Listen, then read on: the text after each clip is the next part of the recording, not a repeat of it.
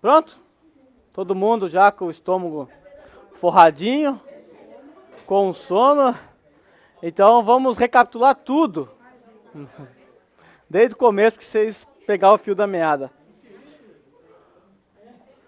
Bom, pessoal, nós estávamos falando sobre o que mesmo? Sobre os atributos de Deus, né? Nós vimos que atributo é uma qualidade atribuída a um ser, e nós vimos que Deus ele possui muitos atributos, e até alguns desses atributos são comunicáveis e outros são incomunicáveis, né? E nós estamos falando agora, nós vamos começar a falar agora exatamente dos atributos que são comunicáveis, tá? O termo comunicáveis indica que podemos encontrar em nossa personalidade traços dos atributos divinos. Deus nos criou e comunicou esses atributos ao nosso ser, mesmo em medidas infinitamente menor, tá? Então são atributos compartilhados conosco em quantidade, em qualidade, infinitamente menor do que o ser de Deus possui. Como eu disse no começo, o título comunicáveis representa que nós possuímos em parte algumas características desses atributos de Deus. Ok? Essa questão de atributos de Deus, tudo bem? Comunicáveis, incomunicáveis? Tá ok. Então vamos ver alguns atributos que são comunicáveis. Dentro da classe dos atributos comunicáveis, nós classificamos eles em 3 categorias, pelo menos, de atributos comunicáveis. Vamos ver quais são? Atributos intelectuais, atributos morais e atributos de soberania, tá? Esses 3 atributos estão na categoria dos atributos comunicáveis. Vamos ver cada um deles.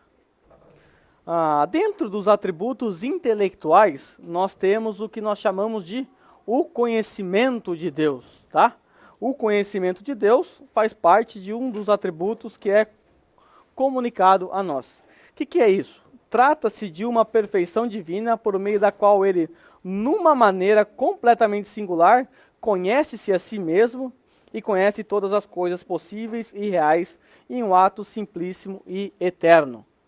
Então, o conhecimento é algo que foi passado a nós em uma quantidade bem menor, infinitamente menor do que a de Deus, evidentemente.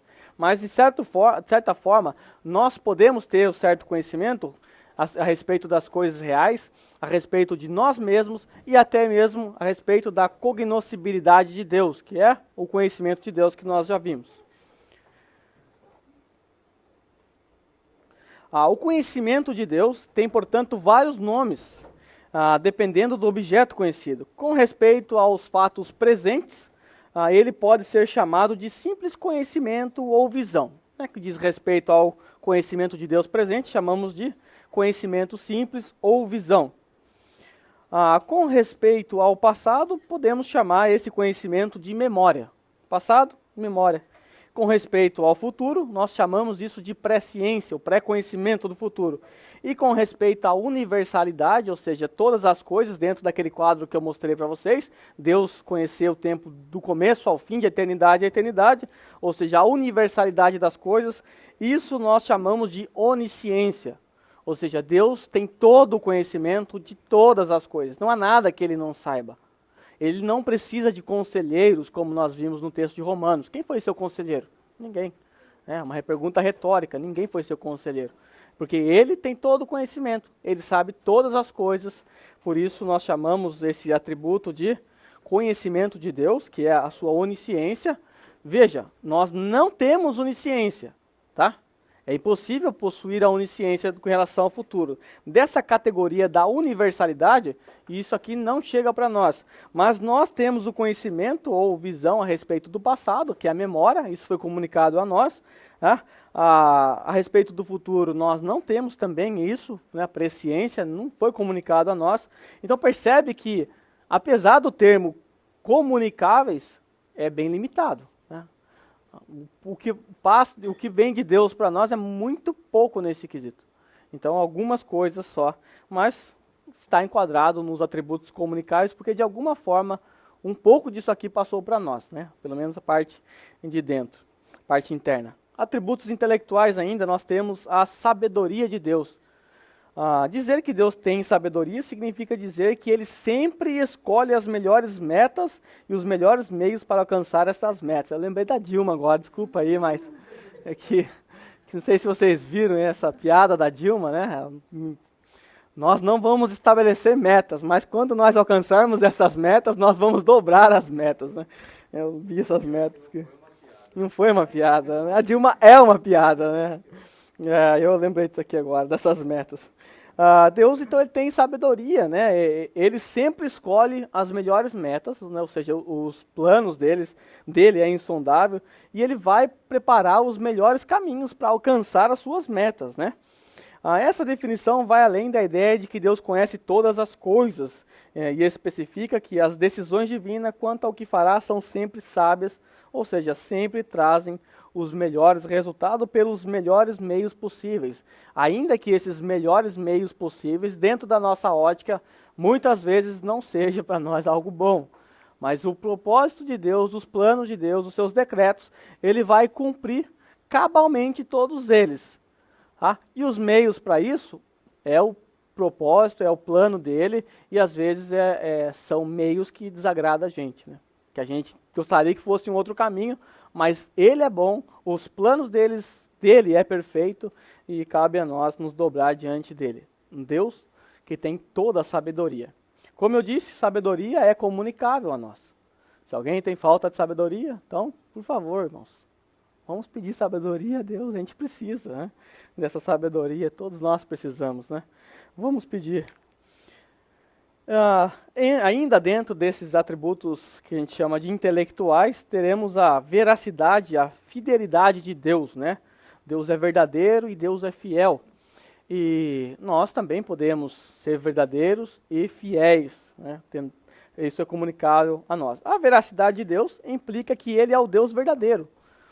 Ele é a verdade. E que todo o seu conhecimento, todas as suas palavras são ao mesmo tempo verdadeiros e o parâmetro definitivo da verdade. Ele é o parâmetro, ele é a régua que vai medir, que vai legislar sobre toda a verdade. Então é um atributo também que foi comunicado a nós. Tá? Podemos ser verdadeiros e fiéis.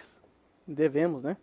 Então nós vimos aí os atributos intelectuais, e agora dentro dos atributos morais, estou dando uma corridinha aqui, para a gente tentar chegar, pelo menos, na doutrina da Trindade. Atributos comunicáveis, agora falando dos atributos morais de Deus, nós temos a bondade, santidade e justiça. Tá?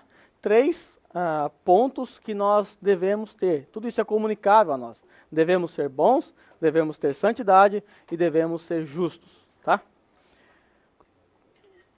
A bondade de Deus é a disposição favorável para com toda a criação, todavia a sua bondade se manifesta de um modo particular àqueles que foram feitos à sua imagem e semelhança.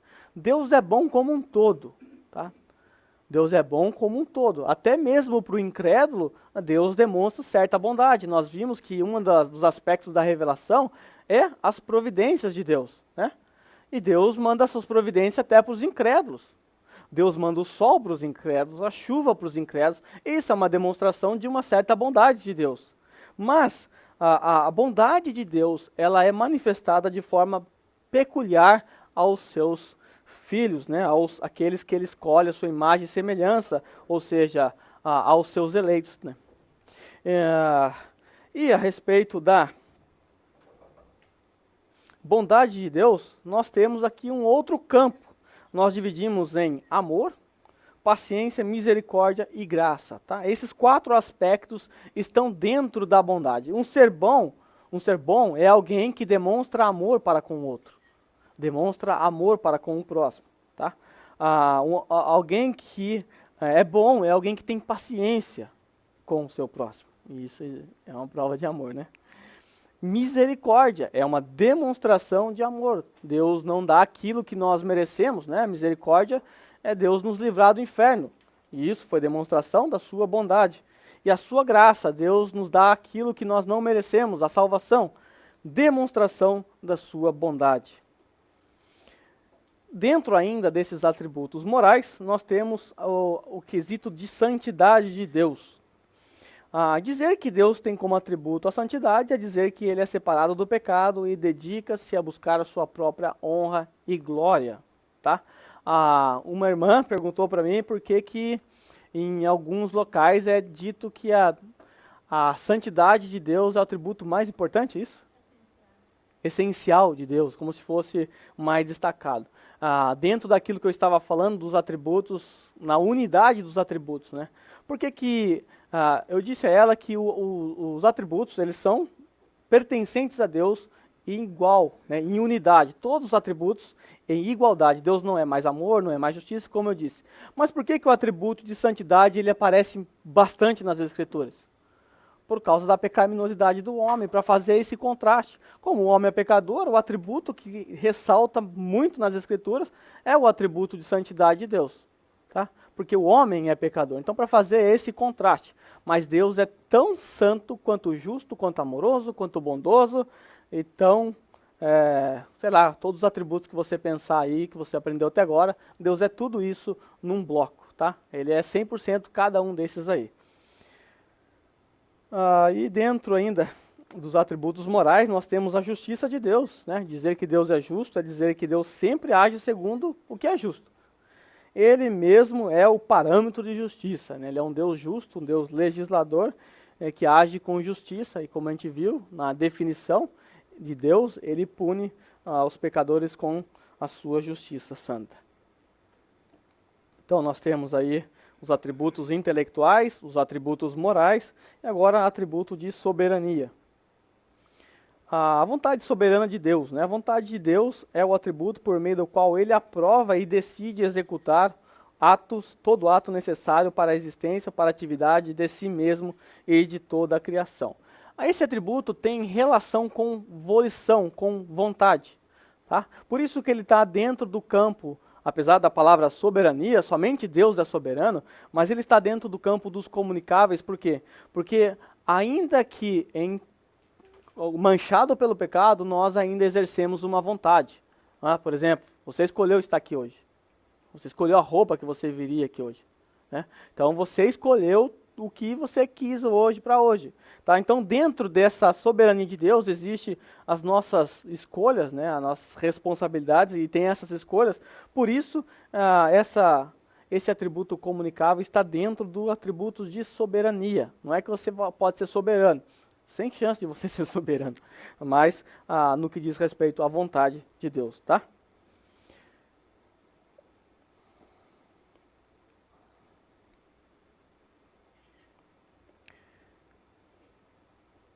Nós vamos falar agora a respeito dos nomes de Deus.